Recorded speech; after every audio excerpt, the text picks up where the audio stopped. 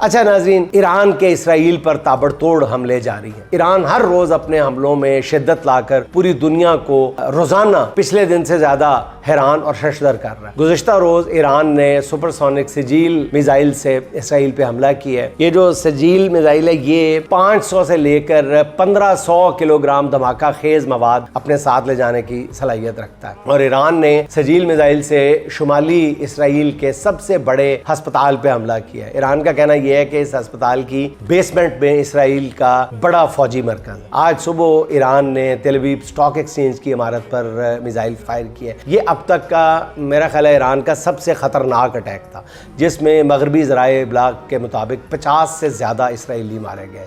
خود اسرائیل نے 24 ہلاکتیں تسلیم کی ہیں۔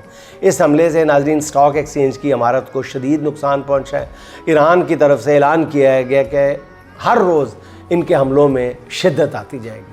دوسری طرف اسرائیل کی کوشش ہے کہ امریکہ جلد سے جلد اس کے ساتھ مل کر ایران پر حملہ کر دے۔ اسرائیل نے دعویٰ کیا ہے کہ امریکہ کے جنگ میں شامل ہونے کے ایک ہفتے کے بعد یہ آپ دیکھیں گے کہ جی ایرانی طاقت کو مکمل طور پر تباہ کر دیا جائے گا۔ ناظرین، ایک بات تو پھر واضح ہو گئی نا کہ اسرائیل کلّا خوش ہوئی نہیں، مان گیا نا۔ اور اس بھونڈے انداز میں اسرائیل نے یہ بات تسلیم کی ہے کہ جناب امریکہ ہمارے ساتھ ملے گا تو پھر ہم ایک ہفتے کے اندر اندر ایرانی طاقت کو مکمل طور پہ ختم کر دیں گے، اگر نہیں ملے گا تو پھر ابھی کچھ نہیں کہہ سکتے۔ اتنے بھونڈے انداز میں اسرائیل نے ایسی بات پہلے کبھی نہیں کہی تھی۔